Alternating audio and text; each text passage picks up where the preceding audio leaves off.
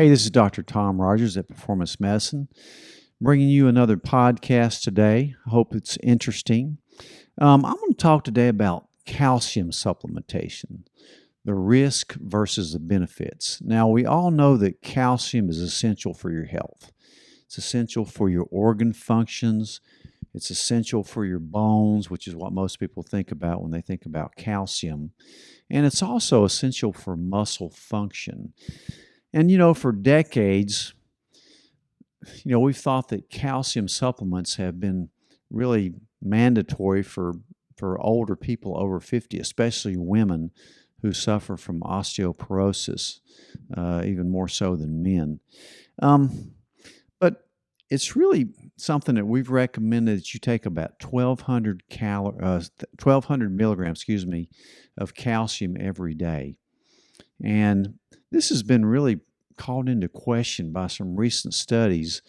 I've recommended kind of against taking extra calcium supplements for a few years now because I know what it can cause side effects. And so I really have recommended that you get it through your diet. So several new studies have come in that kind of prove this point.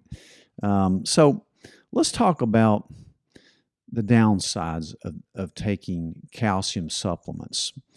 One is, believe it or not, the increased risk of dementia in older women, particularly those who have had cerebrovascular disease before. In fact, it's like double the risk. And if you've had a stroke as an elderly woman, there's a 7 times greater risk if you take calcium supplements than if you don't. So that's major.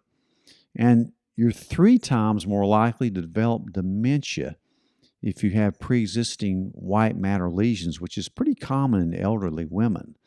So you talk about heart disease and dementia and stroke, and for a lot of women, you're going to increase your risk of that by taking a calcium supplement.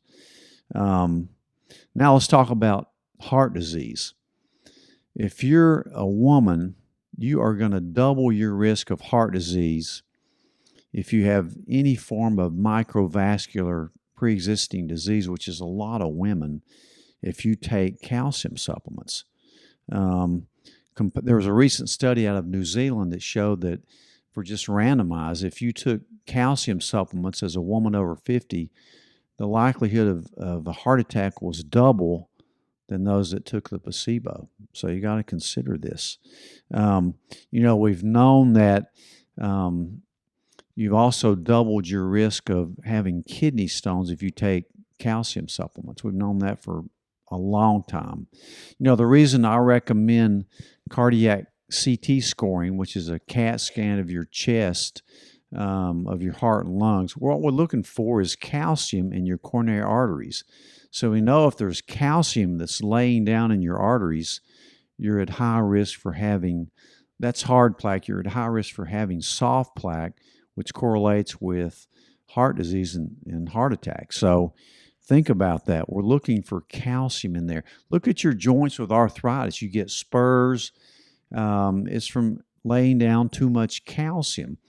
So in fact, it's probably true that taking calcium supplements, especially in the doses of 12 to 1,500 milligram, is way too much. So the recent expert whose studies I was reviewing, Dr. Willard, recommends that you really don't need over 500 to 700 milligrams of calcium a day, and that you can get that easily through your diet. Things like greens, some dairy, salmon, those things, you're going to get plenty through that. You don't need an extra calcium supplement. And always remember that you need vitamin D for your bones as well as a million other things. But vitamin D with K, remember vitamin K2, what the K does is allow the D to bring the calcium into your bones, not your arteries. So you need to think about maybe not taking a calcium supplement like we've recommended for so many decades. And also think, if you're at risk for osteoporosis, which is the main reason doctors supplement with calcium, think about getting regular exercise, weight-bearing exercise. Think about the D with K, and think about bioidentical hormone replacement, which is a lot more effective than calcium in preventing osteoporosis in especially older women. So kind of a new take on things. I've been recommending against calcium supplements for years now, and so I think you really need to think about that. So tell your loved ones, especially your elderly women, to think twice and do their own research before they just take their doctor's advice from going out and getting 1,200 milligrams of calcium. You really don't need it. Get a lot lower amount, half that amount, through your proper diet.